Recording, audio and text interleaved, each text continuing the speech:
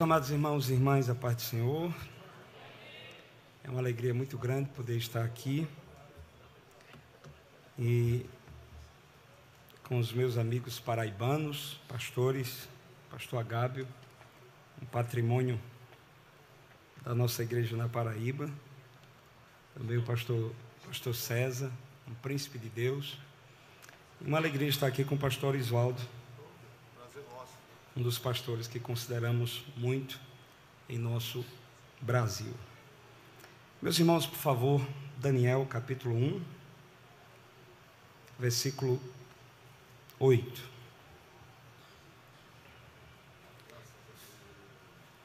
Foi-nos passada a responsabilidade de tratar, segundo o tema, não negocie o propósito. Preciso muito das orações dos irmãos, porque a minha vontade mesmo aqui é correr. As pernas ficam tremendo, estou me segurando aqui. Eu não tenho aquela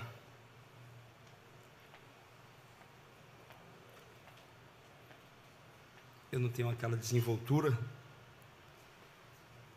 mas se os irmãos orar, vai dar certo. Meu carro ainda é a álcool, aí tem que esquentar para... Então, se eu gaguejar e errar aqui, tiver dificuldade na dicção, os irmãos vão entendendo até. Daniel capítulo 1, versículo 8, diz assim: resolveu Daniel firmemente não contaminar-se com as finas iguarias do rei, nem com o vinho que ele bebia. Então, pediu ao chefe dos eunucos que lhe permitisse não contaminar-se.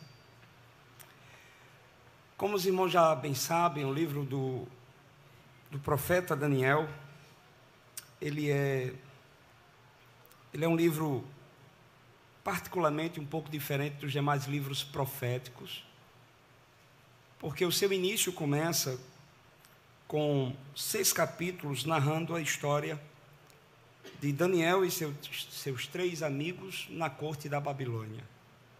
A maioria dos outros livros proféticos não carregam essa característica. E o livro de Daniel, então, por causa disso, é dividido em 2 seções. O capítulo 1 ao capítulo 6 conta as histórias ocorridas ali na corte da Babilônia. E a partir do capítulo 7 até o capítulo 12, temos as visões apocalípticas que Daniel teve acerca do futuro. E o contexto do livro de Daniel é o contexto do exílio babilônico, que teve o seu início em 586 a.C., e foi a partir daí que Daniel, com os seus 3 amigos e muitos outros demais hebreus, foram levados cativos para a Babilônia. E Daniel escreve esse livro com o propósito de encorajar os seus conterrâneos. Havia uma possibilidade muito grande de o povo que estava na Babilônia contaminar-se com toda aquela cultura babilônica. Na verdade, desde o momento que eles chegaram, eles sofreram essa pressão para se aculturar-se ao jeito babilônico. E também havia um perigo muito grande dos hebreus se desanimarem devido à opressão, à perseguição. Então Daniel escreve esse livro já velho, na intenção de reanimar aquela geração que iria sair da Babilônia e iria voltar para a terra de Jerusalém. Bom, e o nosso propósito hoje é falar sobre o dever que temos de não negociar o propósito. E a pergunta que se segue é: o que significa propósito? E propósito, alguém já disse, que se refere à intenção ou objetivo que se deseja alcançar, ou razão pela qual algo é feito ou criado. Propósito, em termos mais amplos, está relacionado ao significado que alguém atribui à sua existência, refletindo uma busca por contribuir de maneira significativa para algo maior do que si mesmo. O propósito é um sonho que se alimenta no coração de grandes realizações. E para chegar à realização desse sonho, você se submete a todo o processo necessário para que aquilo que no passado foi plantado em seu coração seja realizado por sua instrumentalidade. Mas no que diz respeito à Bíblia, o grande propósito de Deus para toda a humanidade é que os homens vivam para a glória de Deus. Propósito é uma missão, é um objetivo, é a busca para a realização de um plano arquitetado no coração. E para isso se sujeita a todo o processo. Mas no que diz respeito a Deus, qual o propósito de Deus para o homem? O propósito de Deus para o homem é que este homem viva para louvor de sua glória. Foi isso que o apóstolo Paulo disse em 1 Coríntios, capítulo 10, versículo 31. Ele disse assim: seja comendo, seja bebendo, seja fazendo qualquer outra coisa, fazei tudo para a glória de Deus. Quem não conhece Deus estabelece propósitos contrários ao propósito de Deus. Tem pessoas aí que têm propósitos profissionais, propósito no sentido de construção de família, de empreendimentos, da questão de graduações, enfim, são propósitos diversos que os homens têm no coração. Mas qual é o propósito principal que Deus plantou no coração do homem? É que este homem viva em todas as maneiras, de toda a maneira, viva para louvor de sua glória. E você pode viver muitos propósitos. Se você não viver este propósito principal, você não vai encontrar a razão da sua vida. Porque por mais que você plante um propósito de se formar em medicina, ser formado em medicina e ser um bom médico não vai preencher sua alma. Por mais que você coloque um propósito de ser um bom empreendedor, um grande empresário, um grande executivo, quando você estiver no exercício dessas coisas, isso não vai preencher sua alma. Se você colocar o propósito no coração, como Rockefeller colocou, de ser o primeiro bilionário americano, e depois de se tornar o primeiro bilionário americano, ele adquiriu uma enfermidade grave e chegou até a beira da morte. Ele era bilionário, mas o propósito, ao invés de gerar vida nele, gerou morte. Ele não tinha satisfação na alma.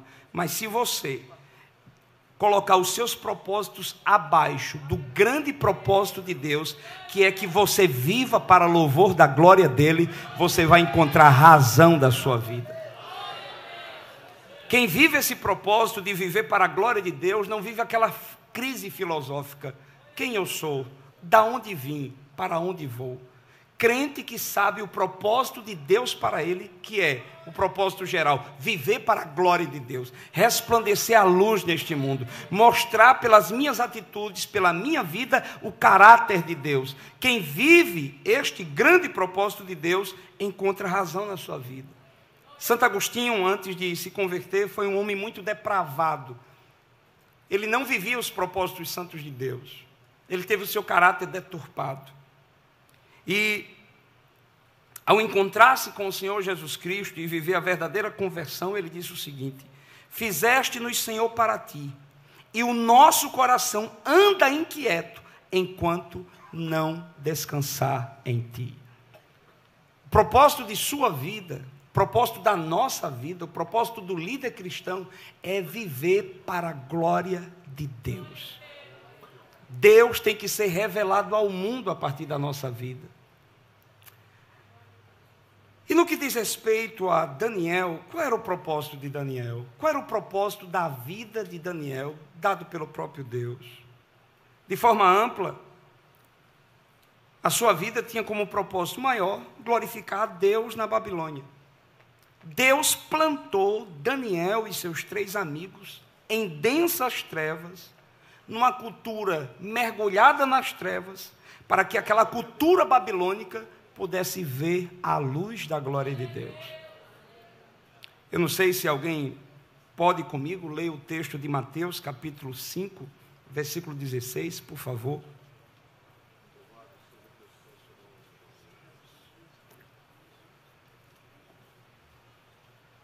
Uma moça, um rapaz. Som. Perdão.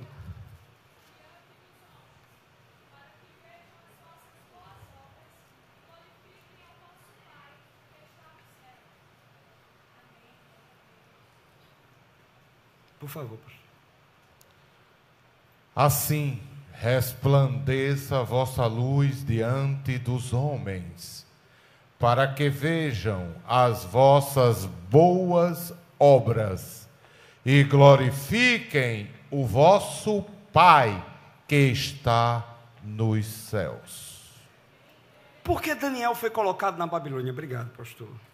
Ele foi colocado na Babilônia para que a luz da glória de Deus resplandecesse naquele império. Ele foi plantado lá com esse grande objetivo, com esse grande propósito. E de que forma Daniel fez isso? Como foi que ele resplandeceu a glória de Deus na Babilônia? Primeiro, mostrando aos seus conterrâneos que era possível continuar sendo fiel a Deus, mesmo em um ambiente de infidelidade. E como foi que ele mostrou isso? Não participando da mesa do rei, não cedendo à pressão de lei para que a sua vida de piedade pela oração fosse abandonada. Então, como foi que Daniel glorificou a Deus? Não participando do manjar que estava sendo oferecido na mesa do rei, que sentar-se naquela mesa era a mesma coisa de participar da crença, do culto pagão na Babilônia. Ele disse, não, isso aí eu não vou fazer. Vocês podem mudar meu nome, podem mudar meu cardápio, né, podem mudar meu nome, digo, mas o meu cardápio com a intenção de mudar a minha crença e a minha fidelidade a Deus e o meu culto dirigido somente a Deus, isso aí não vai dar certo. Eu não vou fazer isso. Então, com a sua resolução de continuar sendo fiel, e mostrar isso aos seus conterrâneos, que é possível ser fiel, mesmo sendo lançado em um ambiente de infidelidade, Daniel estava glorificando a Deus. Esse era o propósito de Deus para ele. Deus queria que ele fosse luz deste mundo. Segundo, ele glorificou a Deus usando os dons que Deus lhe deu, como está escrito aí no capítulo 1, que Deus deu a Daniel.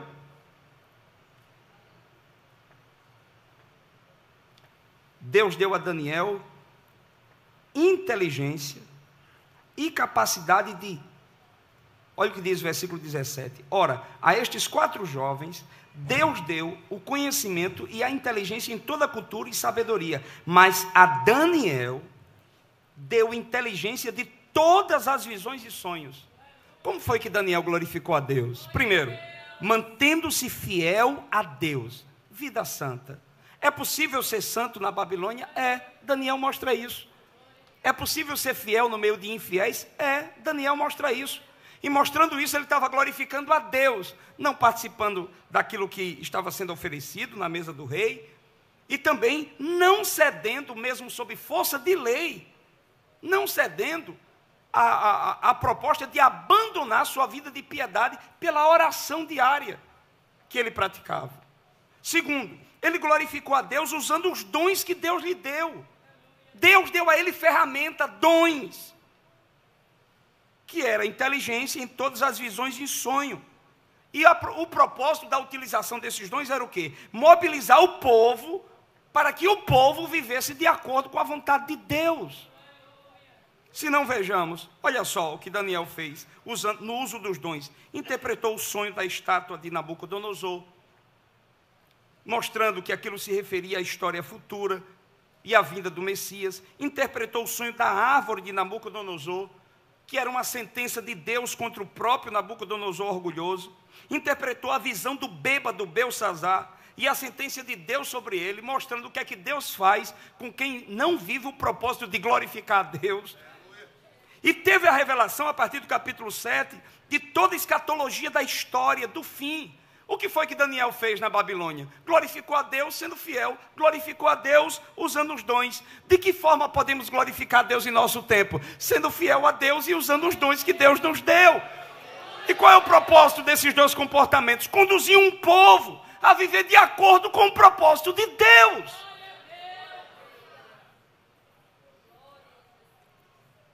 No exercício da fidelidade e no uso dos dons, tanto Daniel como seus 3 amigos fizeram com que Deus fosse glorificado de forma exponencial na Babilônia.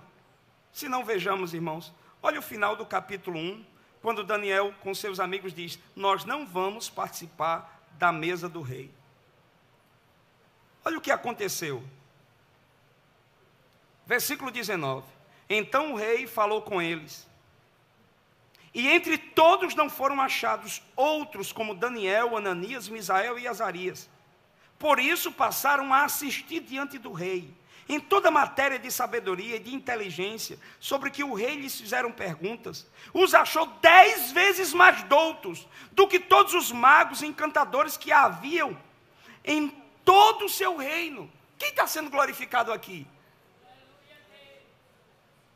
Eles decidem: nós vamos viver o propósito. Qual é o propósito de Deus para nós aqui na Babilônia? Ser fiel a Ele, cumprir o chamado dEle, não ceder à pressão da aculturação. E qual foi o resultado disso? Deus colocou Daniel, Sadraque, Mesaque e Abednego bem ali debaixo da sombra do rei, para que a partir desse ambiente aqui, a visibilidade da glória de Deus pudesse ser maior, patente a todo o reino.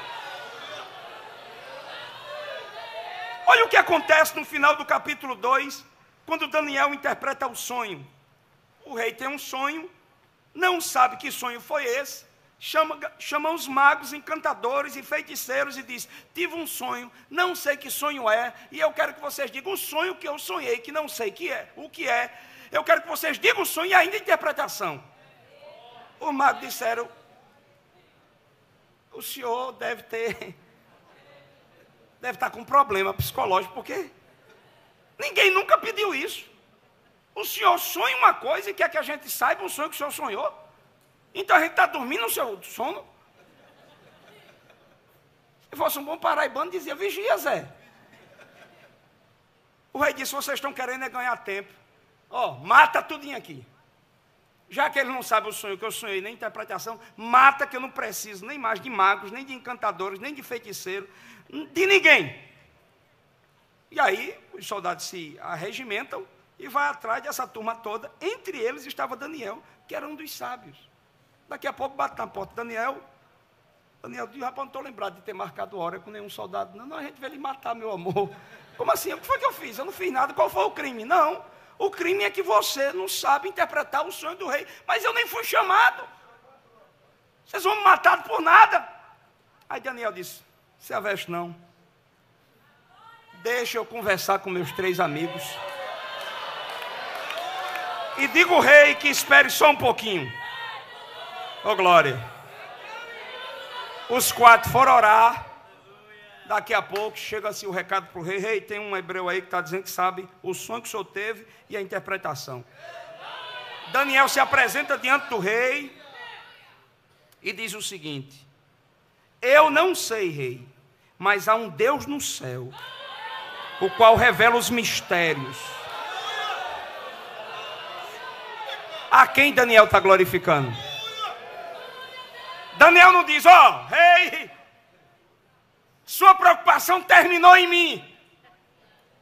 Eu sou a rapadura mais saborosa aqui do teu reino, e depois de mim não tem mais ninguém. Pode contar comigo. Ele disse: há um Deus no céu.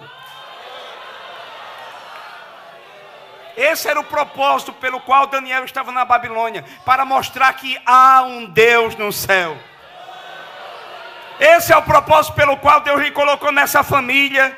Esse é o propósito pelo qual Deus lhe colocou nessa rua, nesse bairro, nesta cidade, nessa sala de universidade, nesta empresa, nesta função de liderança, no departamento da igreja, para mostrar que existe um Deus no céu.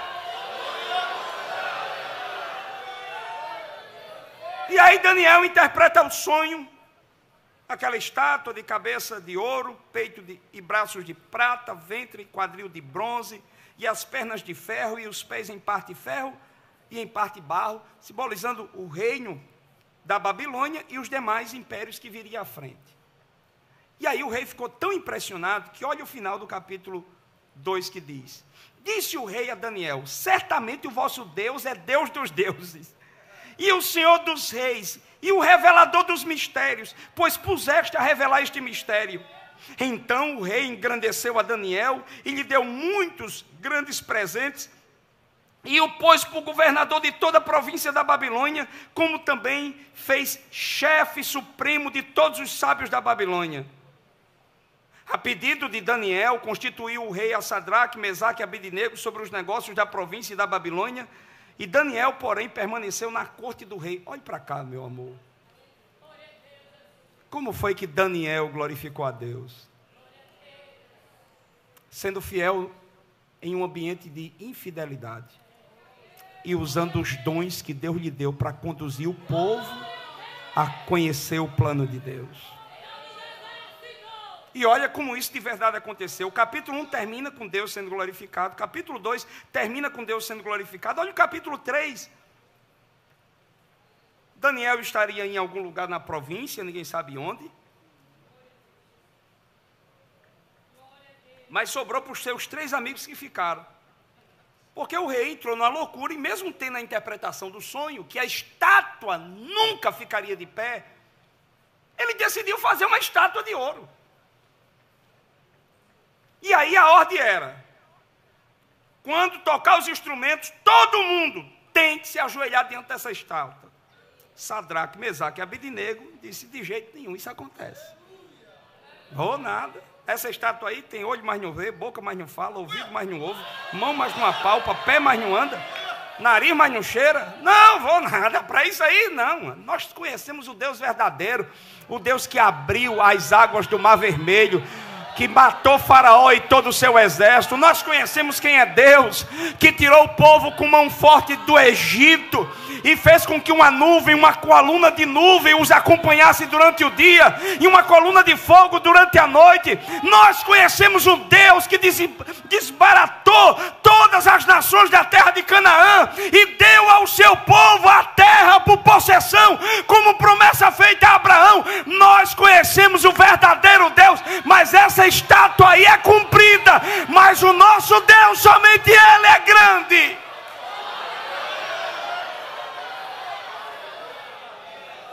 Tocou os instrumentos, a turma toda se ajoelhou, 3 maguinhos em pé. Os fofoqueiros, que não faltam em canto nenhum, foram logo contar ao rei: ó rei, me diga uma coisa, aqueles hebreus que estão aqui não estão fazendo caso do teu edito, não. O senhor não disse que quando era para tocar, era para todo mundo se ajoelhar? Eles lá estão em pé, as gracinhas. O rei mandou chamá-los e o rei perguntou: me diga uma coisa, Sadraque, Mesaque e Abednego, é de propósito que você está fazendo isso? Pois eu vou dizer uma coisa a vocês. Irmão, quem conhece o propósito, quem sabe o propósito, não tem medo de cara feia, nem de grito. O rei, o soberano daquele tempo, disse: fique sabendo que se vocês não se ajoelhar... Eu tenho para mim que Sadraque ficou olhando assim. Pode falar. Porque tinha convicção para o que havia sido chamado. Tinha convicção do propósito que recebeu de Deus. Sadraque, Mesaque e Abednego não era que nem essa geração que é de cristal, não. Não pode nem olhar com cara feia aqui. Não, o sangue dá na canela, chove canivete. Eu sei para que Deus me chamou.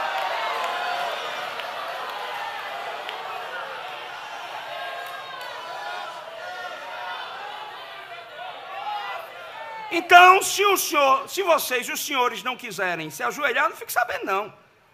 Eu vou lançar vocês na fornalha de fogo ardente. E eu quero saber que Deus vos poderá livrar das minhas mãos. Cabinho atrevido, não é não?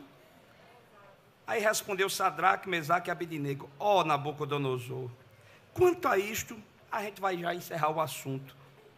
Se o nosso Deus a quem servimos quer nos livrar, que livre. da fornalha e das tuas mãos. Se não, ele, fica sabendo, ó rei, não serviremos a teus deuses, nem adoraremos a imagem de ouro que levantaste. Olha o que é convicção para o que foi chamado. Se Deus quiser livrar a gente, beleza. Se não quiser, beleza. Agora ceder a gente não cede. Aqueceu a fornalha o máximo possível, a ponto de quando os homens foram jogar, os homens que foram jogar foram lambidos pelo fogo.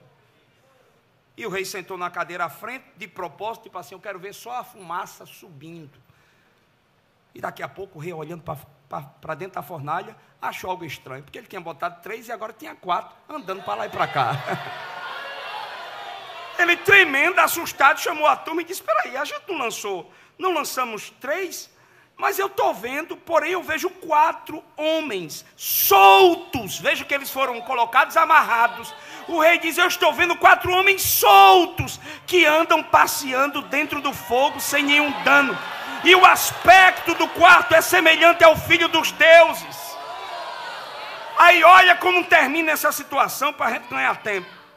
Olha o final do capítulo 3. Falou Nabucodonosor e disse, bendito seja o Deus de Sadraque, Mesaque e Abidinego, que enviou o seu anjo e livrou os seus servos, que confiaram nele, pois não quiseram cumprir a palavra do rei, preferindo entregar o seu corpo a servir ou adorar a qualquer outro Deus, senão o seu Deus. Portanto, olha a glória de Deus em todo o Império Babilônico.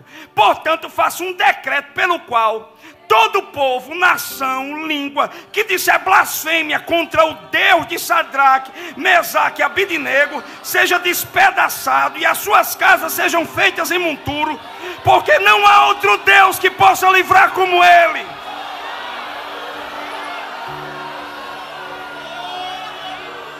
Qual era o propósito de Daniel, Sadraque, Mesaque e Abidinego na Babilônia? Glorificar a Deus. De que forma? Não cedendo à pressão da aculturação, sendo fiel no meio de infiéis. Qual era o instrumento que Deus deu a ele para isso? Os dons. E pelos dons, quem estava sendo glorificado? Deus. Olha o final do capítulo 4. Quando Deus decide ter uma conversa com Nabucodonosor, diz, você está muito besta. Eu vou fazer de você que nem um jumento, um boi, comer capim. E ele tem uma revelação, um sonho de uma árvore muito grande, onde habitava muitos pássaros e etc. E aí Daniel chega para interpretar esse sonho e diz que a sentença é por decreto do vigilante, e esta ordem por mandato dos santos. Versículo 17. Deus mostrou a Nabucodonosor o que ia acontecer com ele se ele não se arrependesse.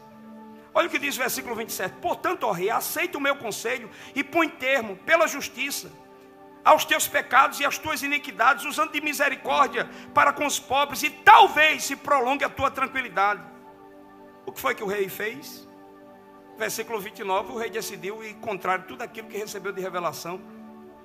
Ao cabo de 12 meses, versículo 29, passeando sobre o palácio real da cidade da Babilônia, falou o rei e disse, não é esta a grande Babilônia que eu edifiquei para a casa real, com o meu grandioso poder, e para a glória da minha majestade? Agora me diga, Deus dá glória a quem? Deus disse, mas rapaz, você é muito besta. Pois agora eu vou tomar providência com você, cidadão. Eu venho falando com você faz tempo, tu não se arrepende, Zezão. Aí olha o que diz o versículo 31. Falava ele ainda, quando desceu uma voz do céu e diz, a ti se diz, ó rei Nabucodonosor, já passou de ti o reino, serás expulso entre os homens, e a tua morada será com os animais do campo. Você vai comer capim, para deixar de ser besta, nariz empinado, achar que é único, grande, que é poderoso. Eu que mando nos reinos da terra, eu que engrandeço quem eu quero, sou eu. Aí o rei foi lá, passou aquela reclusão atrás do palácio, comendo capim, levando chuva, depois que o rei voltou ao sentido. Olha o que diz o versículo 34 por diante. Versículo 36, para ganharmos tempo. Tão logo se tornou a vir o entendimento, também para a dignidade do meu reino, tornou-me a vir a minha majestade e o meu resplendor. Buscaram-me os meus conselheiros e os meus grandes, fui restabelecido no meu reino, e a mim se ajuntou extraordinária grandeza. Presta atenção. Agora, pois, eu, Nabucodonosor, louvo e exalto e glorifico o Rei do céu, porque todas as suas obras são verdadeiras, e os seus caminhos justos, e pode humilhar os que andam na soberba. Veja que no final de cada capítulo, Deus é glorificado, usando a instrumentalidade de Daniel, Sadraque, Mesaque e Abednego, tanto a partir de sua vida santa, como dos dons que Deus deu a ele. Aí no capítulo 5, Deus é glorificado, matando um soberbo embriagado. E por que Deus matou Beltesazar? Que decidiu pegar os vasos de Deus e ali beber com ele. Ali era uma ideia de, não pense que era apenas um ato fútil de pegar um vaso bonito, porque era no estilo hebreu. Não, ele pegou os vasos do templo para tomar vinho, como demonstrando que o Deus de Israel perdeu para os deuses babilônicos. Ali era um escárnio. Aí ele faz isso. O que foi que aconteceu? Deus apareceu, deu a sentença na parede, chama Daniel. Daniel diz: meu amor, aconteceu um negócio a partir de hoje. Deus te pesou em balança e achou tu em falta. O teu reino será dividido e tu vai desaparecer da terra. E qual foi a causa? Versículo 23. Olha o que Daniel diz a Beltesazar: e te levantaste contra o Senhor dos céus, pois foram trazidos utensílios da casa dele perante ti, e tu e seus grandes, e as tuas mulheres, e as tuas concubinas, bebeste vinho neles. Além disso, deste louvores aos deuses, de prata, de ouro, de bronze, de ferro, de madeira e de pedra, que não veem, não ouvem, nem sabem, mas a Deus, em cuja mão está a tua vida e todos os teus caminhos, a ele não glorificaste. Deus disse: se você não está vivendo e não está dando glória para mim, vou matar você, Zezão. Para que estás ocupando a terra inutilmente? E aqui é um recado para quem não vive para a glória de Deus. Se você não vive para o propósito de viver para a glória de Deus, você não presta para viver. E se eu fosse você, se arrependia, porque antes de liderar, Jesus pode te matar, vaso. E não fique com medo, não. Não. Deus está falando contigo desde ontem. Tu ainda está com esse nariz velho empinado. Hein? Você veio aqui não foi para sentir, não. Você veio para obedecer. Obedecer o que? O propósito de Deus. Que você deve usar a saúde que Deus deu a você. Você deve usar o diafragma que Deus deu a você. Você deve usar o fôlego que Deus deu a você. Você deve usar as mãos que Deus deu a você. Você deve usar toda a força, toda a inteligência, todo o seu corpo e glorificar Ele.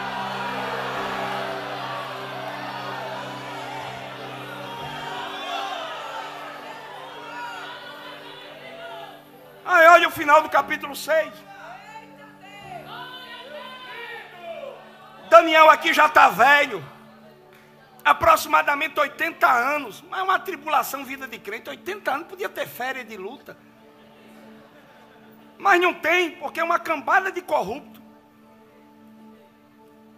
decidiu tirar Daniel da jogada. Daniel era um dos cabeças em todo o reino. E os outros que eram corruptos disseram: se esse cidadão ficar aqui, ele é honesto. Ele vai atrapalhar os desvios da gente. Aí Dário, que assumiu o governo, tomou da Babilônia, decidiu fazer uma investigação nos caixas, no tesouro do reino. E descobriu que estava tendo um desvio.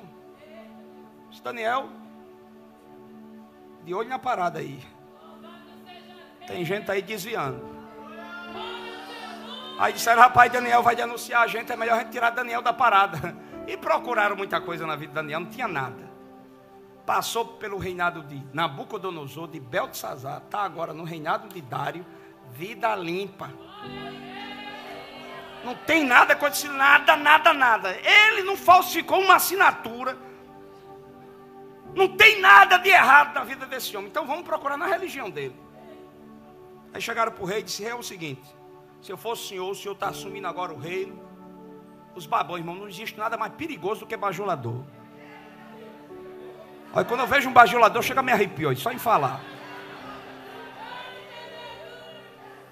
Os bajuladores chegaram e disseram assim: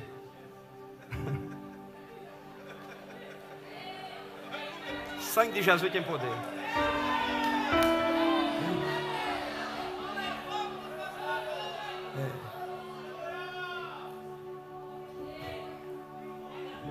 E o rei gostava.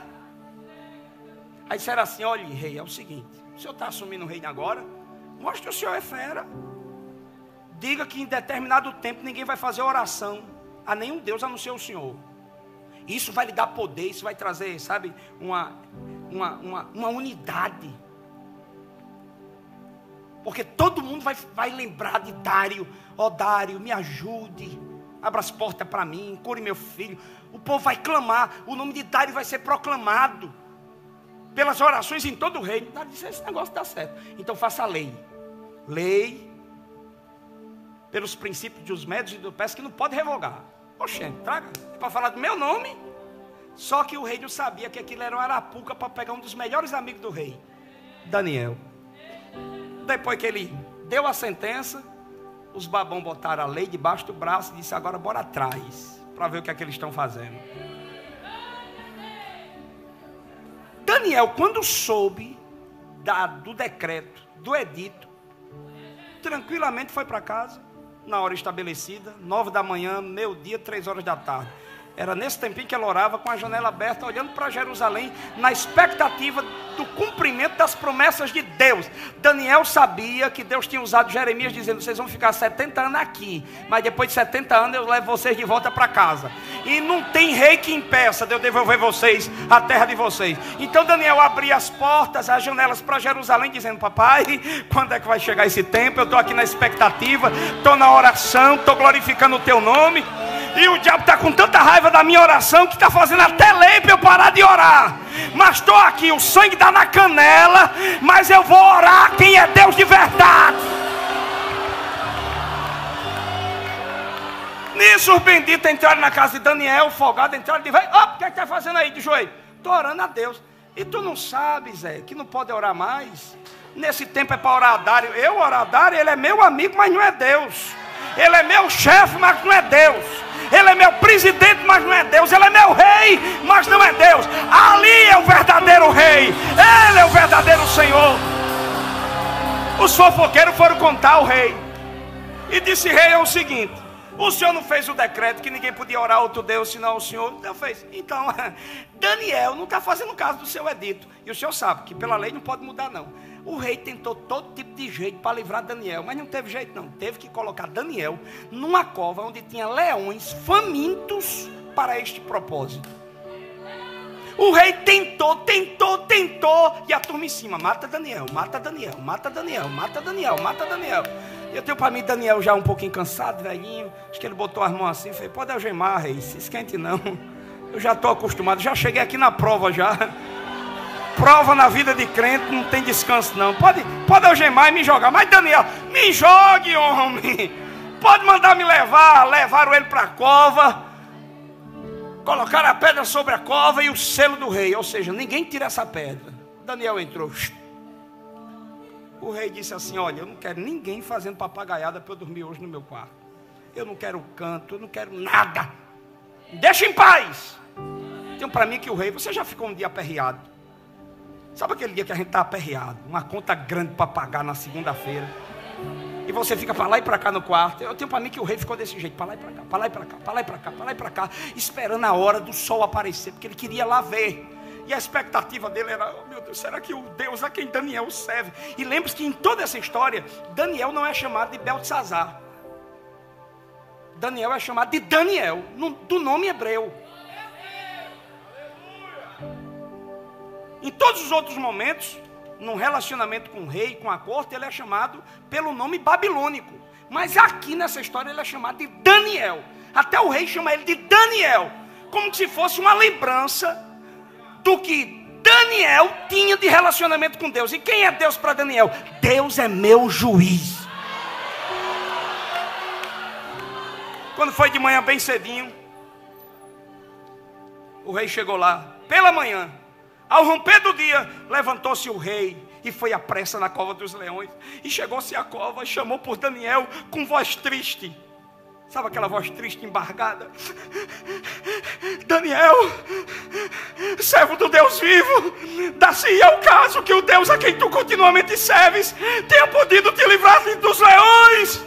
Aí lá da cova: ó rei, vive eternamente. O meu Deus enviou o seu anjo e fechou a boca dos leões para que não me fizesse dano.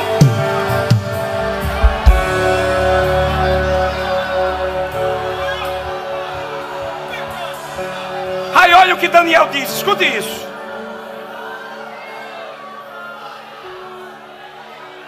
Porque foi achada em mim inocência diante dele. Também contra ti, ó rei, não cometi delito algum. Então o rei se alegou sobremaneira. Alegou sobremaneira. Eu tenho para mim que é aquela alegria exultante. O rei não tinha nem mandado tirar a pedra ainda. Ficou tão animado que, eita glória, eita glória, eita glória. Aí olha como termina a história. Daniel é tirado da cova. Os babão é colocado na cova. Porque, deixa eu dizer uma coisa a você. Todo babão termina morto.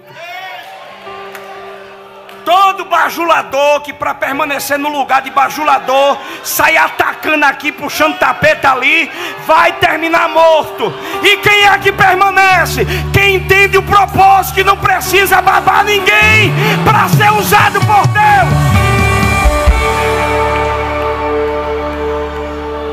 Daniel é tirado da cova. Os babão é colocado na cova. Ele não tinha nem chegado na porta direita. Os leões disseram: venha cá, prá! Esmigalhou os ossos dela. Aí olha como termina a história. Olha só. Versículo 26. Faça um decreto pelo qual em todo o domínio do meu reino os homens tremam e temam perante o Deus de Daniel, porque ele é o Deus vivo que permanece para sempre. O seu reino não será destruído e o seu domínio não terá fim. Ele livra, ele salva, faz sinais e maravilhas no céu e na terra. Foi ele quem livrou Daniel do poder dos leões.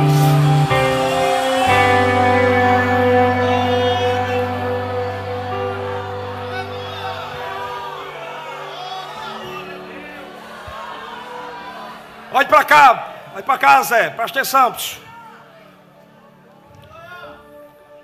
Qual era o propósito de Deus para Daniel? Que Daniel vivesse para a glória de Deus. De que forma? Sendo fiel em um mundo de infiéis e usando os dons para conduzir o povo à vontade de Deus. Aí deixa eu dizer, como é que você glorifica a Deus? Sendo fiel no mundo de infiéis e usando os seus dons para conduzir o povo aos planos de Deus. Dá para entender, não? É bem simples, isso é muito arrodeio, não. A Bíblia é simples. Daniel termina a vida de forma que todo mundo queria terminar. Todo líder queria terminar a vida como Daniel. Olha o que diz o versículo 1, já dá um relance. Capítulo 1, versículo 21, já dá um relance de como Daniel terminou a sua vida. Daniel continuou até o primeiro ano do rei Ciro. Aí olha o que diz o capítulo 12, versículo 13.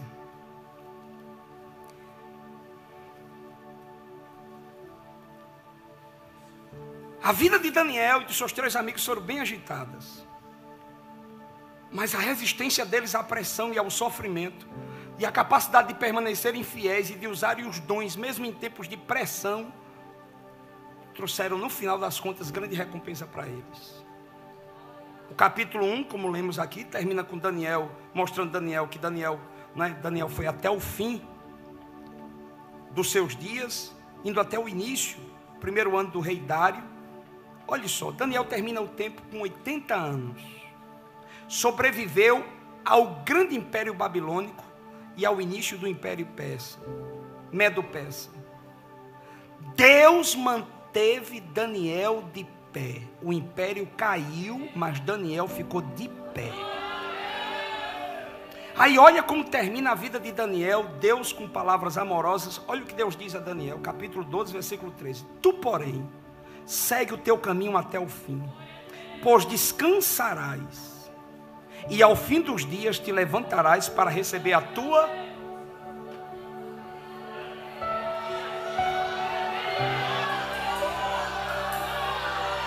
Olha, irmão, presta atenção. Não tem hora que dá vontade da gente mandar muita gente para o inferno. Não minta, não. Tem dia que você vai para o ensaio, para a aula daquela escola bíblica dominical, onde tem um sabidão lá que fica querendo confrontar você nos gregos, nos hebraicos, não é não? Fica usando, não é? Ele vai de propósito, o infeliz. Tem dia que você está, sabe, a paciência cheia, você diz, hoje eu falo com o pastor, eu não quero mais negócio não, porque eu estou em tempo de matar um.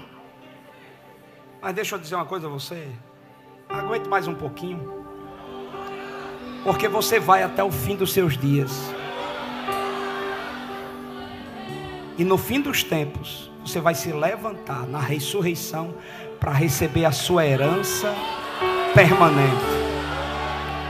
Vale a pena permanecer no propósito. Agora deixa eu terminar, que daqui a pouco eu estou vendo alguém puxando meu terno. Como Daniel conseguiu chegar ao fim da vida sem ter negociado o propósito de Deus para a vida dele? Qual o segredo para chegar aqui?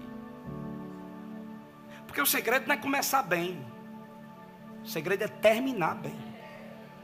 Tem gente que começa, irmão, um foguete. Irmão, e eu tenho medo disso, sabia? Ontem mesmo eu meditando, que eu sou assim meio atrapalhado, meio sem juízo. Eu indo para Campina Grande para buscar minhas filhas, para vir para cá.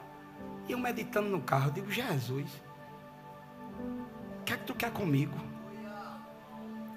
Porque eu sou ruim, irmão. Sou teimoso,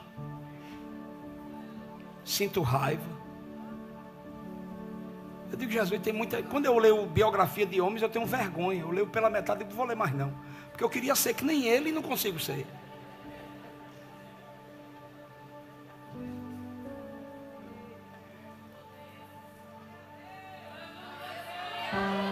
Aquele livreto, Porque Tarda o Grande Avivamento, de Ravenhill, ele disse que o homem que não ora pelo menos 3 horas por dia não vale um vintém. Eu digo, estou torado na emenda. Quando a gente lê biografia, a gente fica desanimado demais, porque os homens é fera. Quando a gente lê a história de Daniel, meu Deus. Mas Deus conhece os seus vasos. Aí Deus disse assim, sabe quem é você? Você é lama secada no forno. Você é pó que eu juntei para dar esse restinho de vaso que você é. E não é você o grande. O grande sou eu, que fiz você e coloquei minha excelência dentro de você. Então você não se aperreie muito com a sua estrutura não. Olhe para o meu caráter. Comecei a chorar. E eu fico perguntando, Senhor, me ajude a chegar até o final, e me dê os segredos. Está aqui os segredos da vida de Daniel. Como foi que Daniel chegou ao fim? Primeiro, ele chegou ao fim porque não negociou o seu propósito com o seu passado de dor. Irmãos, olhe para cá, por favor.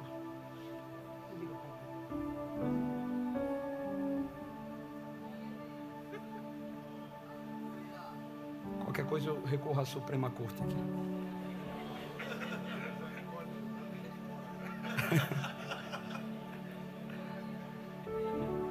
Preste atenção, Daniel foi um crente que soube lidar com seu passado de dor. Líderes que não sabem tratar o seu passado, não sabem tratar os seus liderados. Líderes que não sabem tratar o seu passado, negociam o propósito com o seu passado. Ele foi arrancado do seu país, da sua cultura, da sua família. Ele perdeu tudo.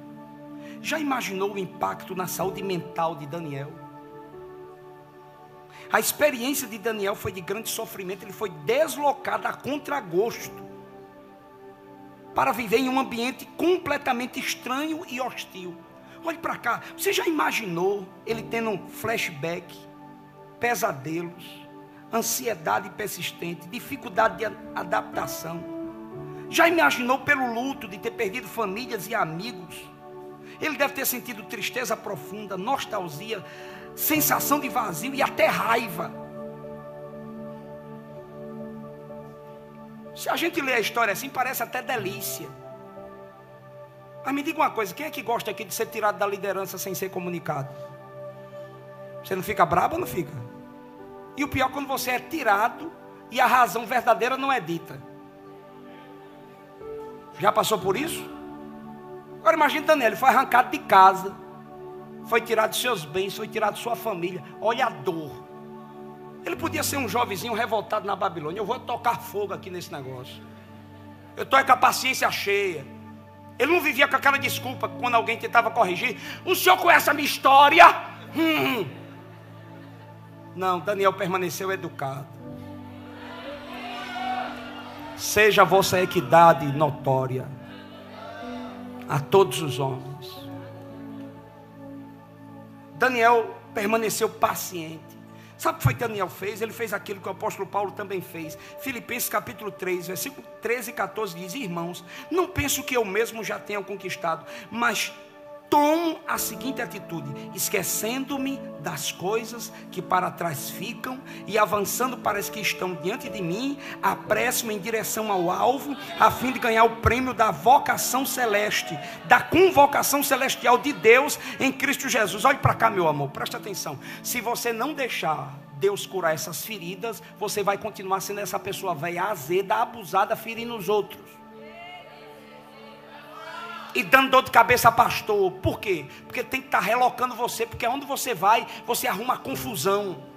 A ferida está aberta, então você foi ferido pela espada, então você usa a espada. Fizeram isso comigo, eu vou fazer também. Eu aprendi desse jeito. Comigo é assim, é pau para comer sabão e pau para saber que sabão não se come. E aí a confusão está instaurada. E quando vai olhar, o bojo da conversa está em quê? Está num passado que você não consegue apagar, perdoar. Mas hoje pela manhã é momento de você dizer: eu esqueço das coisas que para trás ficam. Eu tenho um propósito e eu não vou negociar o propósito que Deus me deu com o passado de dor que eu tive. Segundo, ele não negociou o propósito com a cultura babilônica. A pressão foi grande. Trocaram os nomes deles para aculturá-lo. Num programa de 3 anos, num programa intensivo de 3 anos, deveria trocar os nomes, trocar a dieta, deveria trocar tudo. Esses hebreus tinham que se tornar babilônicos em tudo. Mas o que foi que eles fizeram? Determinaram não se contaminar. A palavra é não se contaminar, dá a ideia de determinaram não se apresentar desqualificado diante de Deus. Olhe para cá, meu amor. Você que é líder, nós devemos fechar essa porteira de gente querendo trazer para dentro da igreja a cultura babilônica. E ainda fica se justificando, dizendo que é lei, usando a palavra amor de forma errada. Não, meu amor, aqui não. A cultura da Babilônia, nós estamos nesta Babilônia, mas a nossa identidade é de Jerusalém celestial. Não há justificativa. Tem muitas igrejas aí que já estão aceitando doutrinas de demônios, ideologias nefastas, liturgias carnais. Mas nós temos a responsabilidade de pegar essa guerra. Como disse Judas no capítulo único, versículo 3 e 4. Eu, quando decidi escrever para vocês, decidi convocá-los para a guerra, para preservar a fé que uma vez por todas foi entregue aos santos. A fé, acompanhada de um artigo aqui, fala do conjunto de doutrina bíblica. Nós não podemos negociar a palavra da verdade e substituí-lo por ideologias.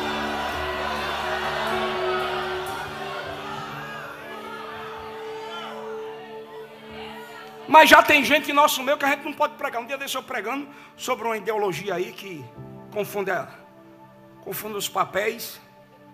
Vou falar muito aqui para não trazer problema para a igreja. Porque agora está a luta maior do mundo, não é não? Mas confundir os gêneros. Eles dizem tanto que respeita a ciência, mas nesse ponto não estão nem aí para a ciência. Aí eu falando sobre isso aí, um cidadão crente se levantou, olhou para mim e ainda fez assim. Eu digo, vai-te embora, Zezão. Problema teu. Mas aqui o martelinho de Jeová vai bater. E tem crentezinho já apaixonado por essas ideologias. Chega quando fica ouvindo essa palavra, já fica com a cara assim de entojo. Problema seu, meu amor. Aqui o que prevalece é a lei de Jerusalém, viu? É a lei de Deus. E cabe à liderança. Vai ter pressão, vai ter cadeia. A fornalha vai ser aquecida. Não tem problema não. Daniel, Sadraque, Mesaque estão prontos para enfrentar a fornalha e cova de leão. E para terminar, te orienta, Zezão.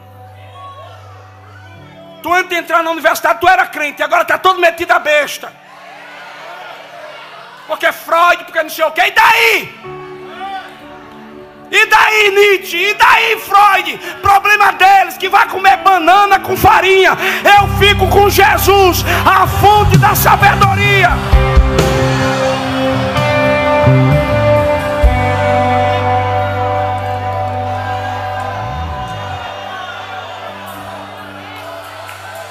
Hoje eu estou com vontade de mudar meu nome para Manuel Pedro Foguete. Estou com vontade de voar. Você é líder para a guerra mesmo. Você não foi chamado para choradeira não. O mundo está se acabando. Pode vir, irmão. Pode vir a terceira guerra mundial. A igreja militante está pronta para enfrentar tudo aquilo que diz respeito à vontade de Deus.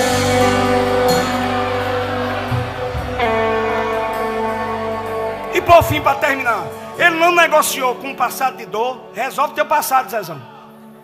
Para dessa choradeira. Perdoa quem tem que perdoar. Para com esse lambe-lambe ferida. Pode conversar contigo, porque tu está chorando. Para com isso. Pode mudar passado. Quem aqui consegue mudar passado? Então se você não pode mudar, esquece. Vive o propósito. Segundo, não negocie com a cultura. Você é crente. Olha para quem está do seu lado, diga, você é crente. Acabou a conversa. Você é crente, acabou. Jesus chamou para ser crente. Crente pegando fogo. Crente pentecostal que acredita no batismo do Espírito Santo com evidência física de falar em línguas estranhas. Você é crente.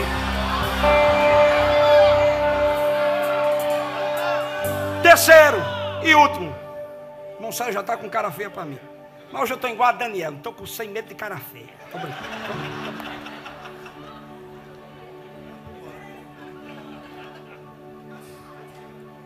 Ele não negociou o propósito com os demônios. Pensa num cidadão que viveu guerra com demônios, foi Daniel. No princípio, os demônios, o diabo estava usando pessoas. Mas no fim das contas, o diabo começou a usar demônios de alto escalão.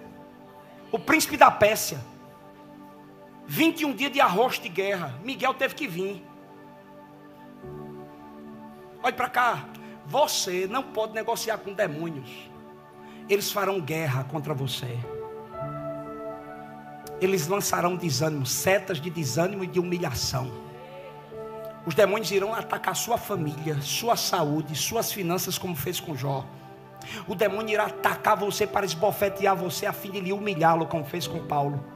O demônio vai tentar encurvar você, como fez com aquela mulher de 18 anos encurvada. O demônio vai fazer muitas coisas. Sabe, irmão, o problema é que tem crente que não está entendendo que por trás de muitas brigas, quem está é o demônio, para travar você. Aí se você negociar com o demônio, tá de brincadeira. E sabe que ele vem com aquelas conversas, né, no seu ouvido, dando uma ideia de sabedoria. Não vai não, porque tu não presta. Não vai não, porque tu não tem capacidade. Não vai não, tem gente melhor do que tu. Deus não está nem aí para tu. Aí tu fica escutando conversa de demônio. Olha para cá, como disse um grande pregador, você é amigo do diabo. E por que você está escutando o conselho dele? Você é amigo do diabo, é? Por que você está escutando o conselho dele? Te mata, chuta o pau da barraca, dá um chute na lata. Não, meu amor, diga hoje assim: capeta, não sou teu amigo não, sai daqui.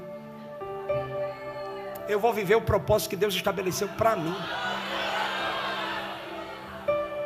Não negocie o propósito. Eu tenho 1 minuto para orar com esse povo. Fique em pé.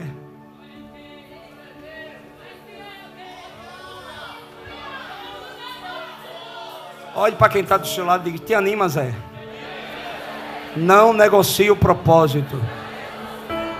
Eu não sei porquê, você recebeu essa palavra aqui para tu se animar, e tu ainda estás com essa cara de boco, moco, borocochô. Te anima, Zé. Te anima, porque há um Deus no céu. Há recompensa para o teu futuro.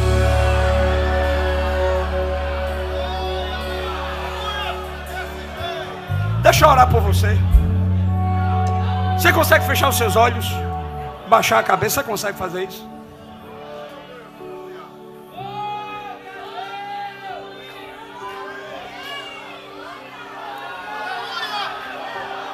O que foi que Deus colocou na tua mão para realizar?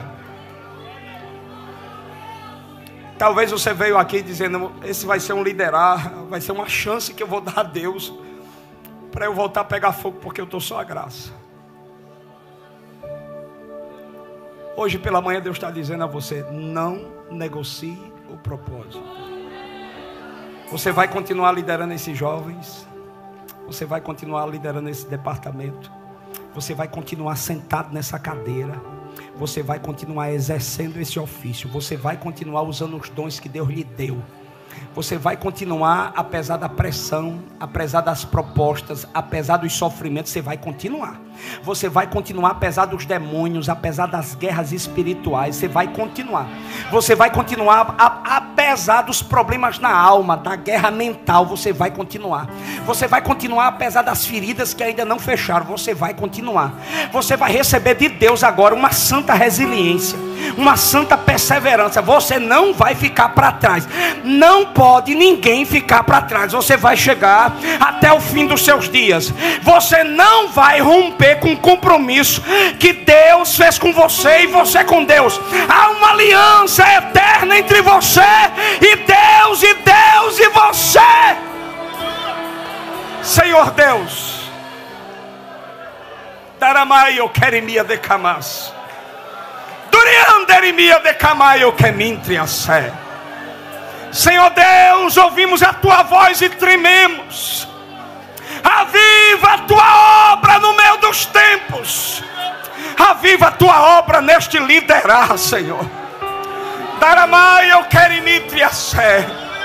Talvez algum dos líderes chegaram aqui como Elias, escondido em cavernas. Talvez chegaram aqui como Pedro, querendo voltar à antiga atividade. Mas hoje pela manhã, Senhor, traz de volta este trem ao trilho. Traz de volta este crente ao propósito. Como, Senhor Deus, usasse o teu filho antes de mim. Sara as feridas aqui, Senhor. Ai, eu quemia de camai, eu quemitriassé. Durianderimi de camai, eu quemitriaté, eu tá. Ai, eu semia de camas. Pai, em nome de Jesus. Levanta a mão, irmão, levanta a mão. Levanta a mão, aonde tiver uma mão levantada, Senhor, de um líder cansado, de uma líder cansada, de alguém que está querendo o Senhor negociar o propósito. Pai, em nome de Jesus, desce agora a tua glória, desce agora o teu renovo, para a glória do teu nome, para a glória do teu nome.